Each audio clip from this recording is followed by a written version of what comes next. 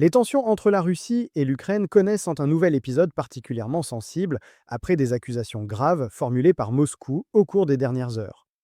Selon les autorités russes, une attaque aurait visé l'une des résidences du président Vladimir Poutine, située dans la région de Novgorod, non loin de Moscou. Une affirmation immédiatement démentie par les autorités ukrainiennes qui rejettent catégoriquement toute implication.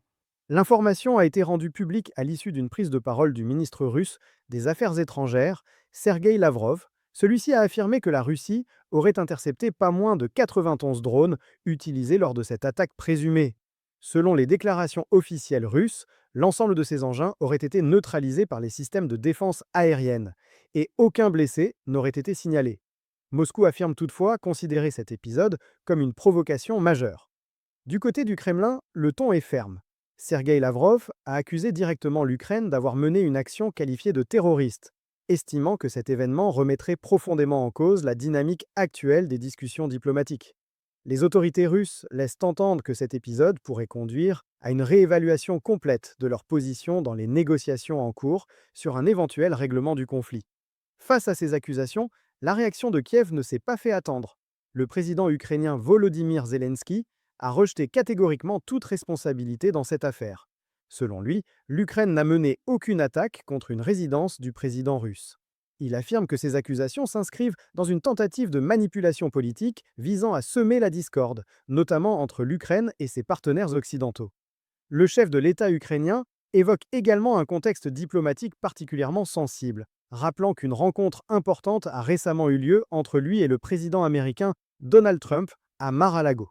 Selon Kiev, ces accusations russes interviendraient précisément à un moment où les échanges diplomatiques internationaux se multiplient, ce qui renforcerait, selon l'Ukraine, l'hypothèse d'une instrumentalisation politique de l'incident. Sur le plan diplomatique, les discussions se poursuivent néanmoins en parallèle. Il a été confirmé que le président américain Donald Trump s'est récemment entretenu par téléphone avec le président russe Vladimir Poutine. Aucune information détaillée n'a encore été communiquée sur le contenu de cet échange, ni par la Maison-Blanche, ni par le Kremlin. Toutefois, certains responsables russes, dont l'émissaire spécial Kirill Dmitriev, ont qualifié ces discussions de vitales pour la recherche d'une solution politique au conflit. Malgré ces échanges, les divergences restent profondes. Le président ukrainien affirme que, selon ses estimations, une grande majorité des points de désaccord auraient déjà été abordés ou partiellement résolus. Il souligne néanmoins que deux questions majeures demeurent sans solution. La première concerne la centrale nucléaire de Zaporijia, l'une des plus importantes d'Europe, actuellement sous contrôle russe. L'Ukraine considère cette installation comme faisant partie intégrante de son territoire et estime que son avenir doit être réglé dans le cadre d'un accord clair et internationalement reconnu. La seconde question, encore plus sensible, concerne les territoires occupés. Kiev maintient que toute cession territoriale ne pourrait être envisagée qu'à la suite d'un processus démocratique, impliquant notamment l'organisation d'un référendum national. Pour que ce processus puisse avoir lieu, Volodymyr Zelensky estime qu'un cessez-le-feu d'au moins 60 jours serait indispensable afin de garantir des conditions de sécurité minimales. De son côté, la Russie rejette catégoriquement cette proposition. Moscou considère qu'un tel cessez-le-feu offrirait à l'Ukraine l'opportunité de se réorganiser militairement, ce qu'elle refuse d'accepter. Cette divergence illustre l'ampleur du fossé qui sépare encore les deux camps malgré les multiples canaux diplomatiques actuellement activés. À ce stade, aucune percée concrète ne semble se dessiner. Les déclarations officielles, les accusations croisées et les lignes rouges réaffirmées de part et d'autre témoignent d'un climat toujours extrêmement tendu, dans lequel la moindre annonce peut avoir des répercussions majeures sur l'équilibre déjà fragile des négociations en cours. L'attention se porte désormais sur le contenu exact de l'échange téléphonique récemment tenu entre le président américain Donald Trump et le président russe Vladimir Poutine. Les observateurs cherchent à déterminer si cette conversation a permis de réaliser la moindre avancée concrète vers une désescalade du conflit ou si elle s'est limitée à un échange de positions sans évolution tangible. Dans ce contexte, l'issue d'un éventuel référendum demeure hautement incertaine. Le résultat dépendrait largement de la perception qu'aurait la population des risques et des bénéfices associés à un tel compromis.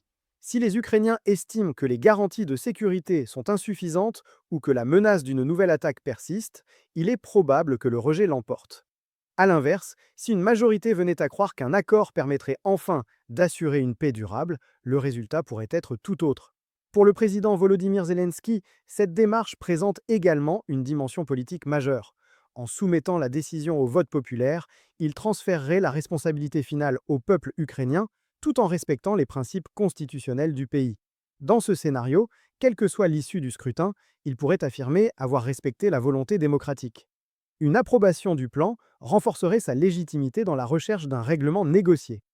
Un rejet, en revanche, confirmerait que la population n'est pas prête à accepter de concessions territoriales, justifiant ainsi la poursuite de la résistance. Cependant, un tel rejet ne serait pas sans conséquence. Il signifierait très probablement la prolongation du conflit sous sa forme actuelle, marquée par une guerre d'usure, des lignes de front relativement figées et une pression constante sur les forces militaires comme sur la population civile. L'absence d'accord prolongerait une situation déjà extrêmement éprouvante, tant sur le plan humain qu'économique. Ainsi, derrière l'hypothèse d'un référendum, se dessine une équation complexe, mêlant considérations politiques, militaires et sociales. Plus qu'un simple choix binaire, il s'agirait d'un moment décisif pour l'avenir du pays, où chaque option comporte des coûts élevés et des conséquences à long terme. Dans ce contexte, la question n'est pas seulement de savoir si un accord est possible, mais à quel prix il pourrait être accepté par une nation profondément marquée par le conflit.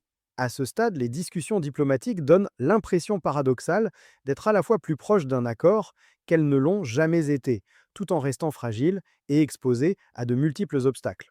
Les signaux envoyés par les différentes capitales laissent entendre qu'un cadre de négociation existe bel et bien, mais que son équilibre demeure extrêmement précaire.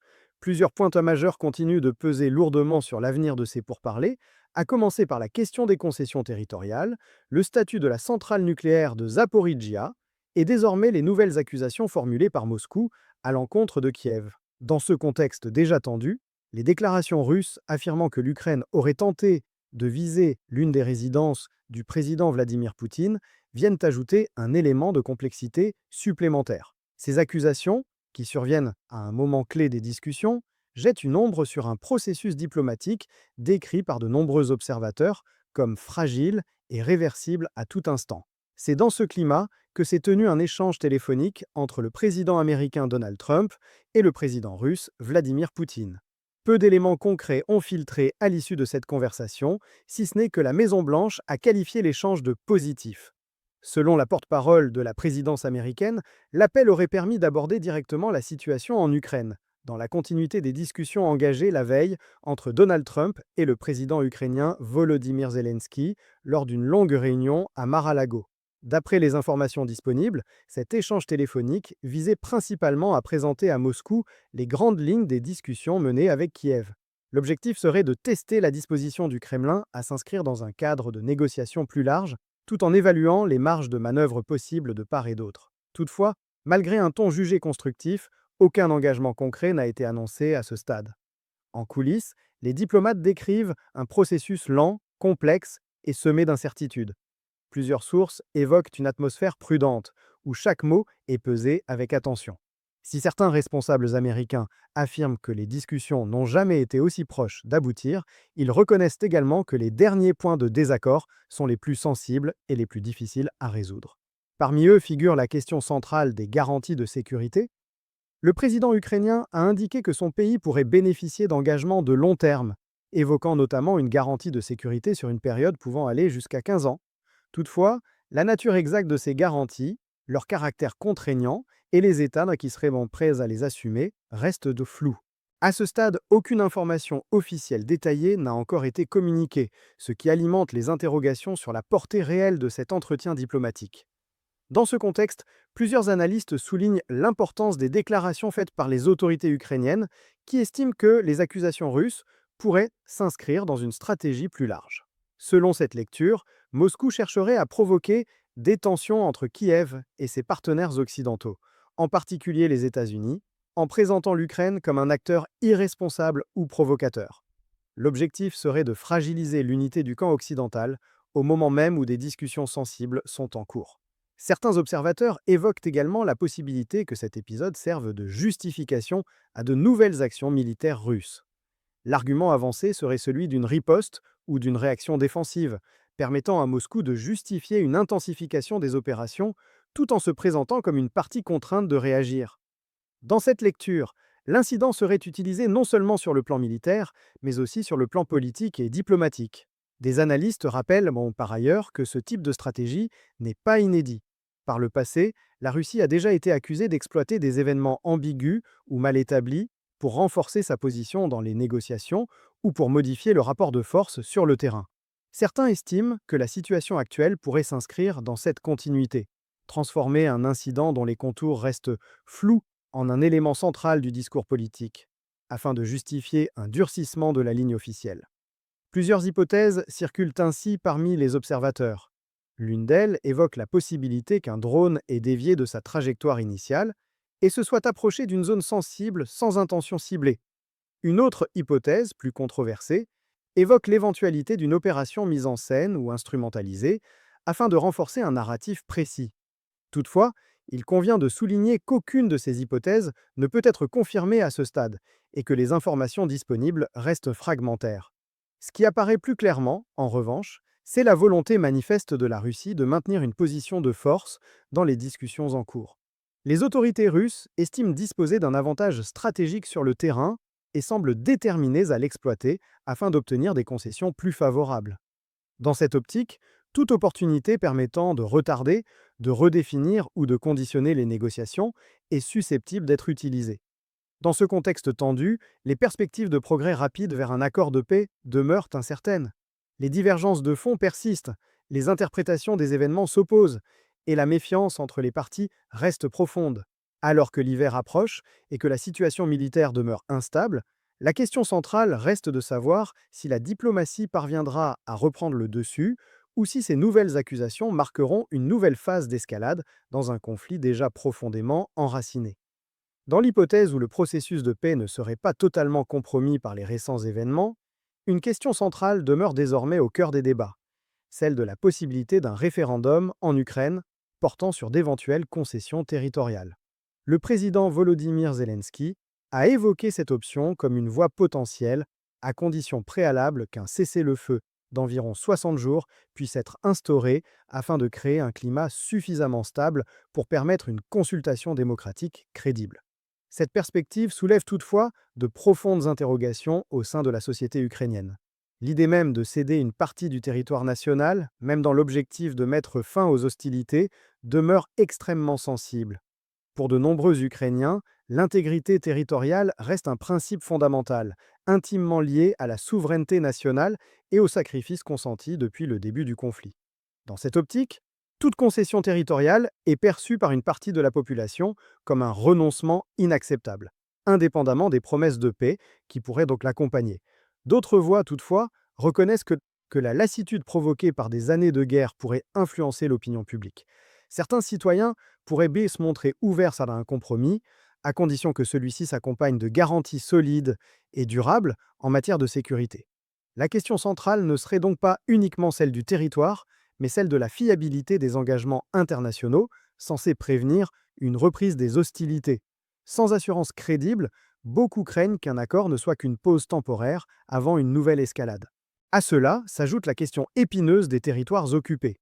Si certaines déclarations laissent entendre qu'un retrait partiel ou un redéploiement pourrait être envisagé dans certaines zones, notamment dans l'est du pays, aucune position définitive n'a été arrêtée. Le président Zelensky lui-même a semblé osciller entre ouverture prudente et fermeté, laissant entendre que toute décision de cette ampleur devrait être validée par la population ukrainienne. Par ailleurs, la situation autour de la centrale nucléaire de Zaporizhia demeure un point de tension majeur. Son statut futur, son contrôle et les garanties de sécurité associées figurent parmi les dossiers les plus sensibles des négociations. Aucun consensus clair ne se dégage à ce stade, et cette question pourrait à elle seule faire basculer l'équilibre des discussions. En toile de fond, la multiplication des déclarations publiques, parfois contradictoires, souligne à quel point le processus reste instable. Alors que certains responsables affichent un optimisme prudent, d'autres rappellent que les désaccords fondamentaux demeurent profonds et que le moindre incident pourrait compromettre les efforts engagés. Pour l'heure, tous les regards restent tournés vers les prochaines semaines qui s'annoncent décisives. De nouveaux échanges diplomatiques sont attendus, possiblement à Washington, et chacun tente de mesurer jusqu'où les différentes parties sont réellement prêtes à aller. Dans ce contexte incertain, une chose demeure claire. Si la perspective d'une paix négociée existe, elle reste fragile, suspendue à des équilibres politiques, militaires et stratégiques extrêmement délicats.